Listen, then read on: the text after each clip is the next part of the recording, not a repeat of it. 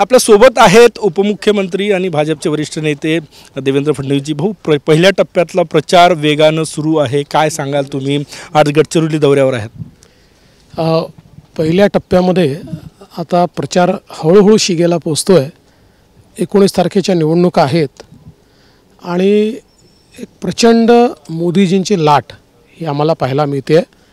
लोकांमध्ये खूप मोठ्या प्रमाणात एक सकारात्मकता पाहायला मिळते आहे आणि विशेषतः गडचिरोलीमध्ये मला पूर्ण विश्वास आहे की जी काही विकासाची कामं इथे झालेली आहेत, एक नवीन आणि आधुनिक गडचिरोली तयार करण्याचा जो आमचा प्रयत्न आहे, निश्चितपणे त्याला एक सकारात्मक लोकांचा रिस्पॉन्स मिळेल आणि आमचे उमेदवार अशोक नेते या ठिकाणी चांगल्या मताने निवडून येतील। ये वाला लेते हैं। Inverter AC. आप गैम्बलर हो ना? गैम्बलर? जुआ खेलते हो ना? तुम जुआ खेलते हो? अरे नहीं, ये तो कुछ भी बोले जा रहे हैं। इतनी महंगी और नाजुक एसी खरीद कर स्टेबलाइजर नहीं लोगे तो ये जुआ नहीं हुआ तो क्या हुआ? सिर्फ एक फ्लक्चुएशन आपके इन्वर्टर एसी के पार्ट्स को डैमेज कर सकता है। उसे वी गार्ड से सुरक्षित रखिए। V Guard, India's number 1 stabiliser. पहिल्या टप्प्यात माननीय पंतप्रधान नरेंद्र मोदी यांच्या 2 प्रचार सभा झाल्या। दुसरीकडे काँग्रेसचे मोठे नेते मैदानात दिसत नाही। मला असं कळलं आहे की आता ते येणार आहेत, पण निश्चितपणे ते आले तरी काही फार त्याच्याने फरक पडेल, काही परिवर्तन होईल असं मला वाटत नाही। विदर्भात 10 लोकसभेच्या जागा आहे, किती जागा जिंकण्याचा विश्वास? 10 जागा आम्ही 100% जिंकू।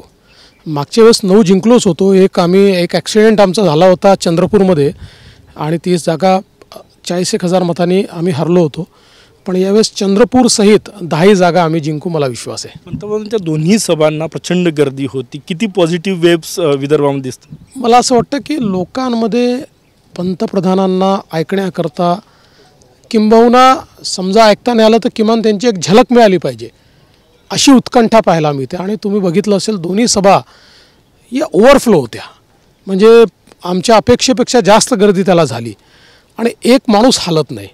लोक 3-3 तास सभा ऐकतात, याचा अर्थ असा आहे की लोकांना एक प्रेम आणि एक जिव्हाळा त्यांच्याबद्दल आहे आणि तो दिसून पडतोय।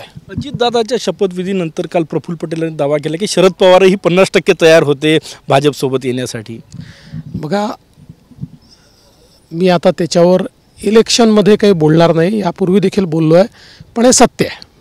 खूप खूप धन्यवाद। कॅमेरामॅन साईसह गजानन माटे, TV9 मराठी, नागपूर।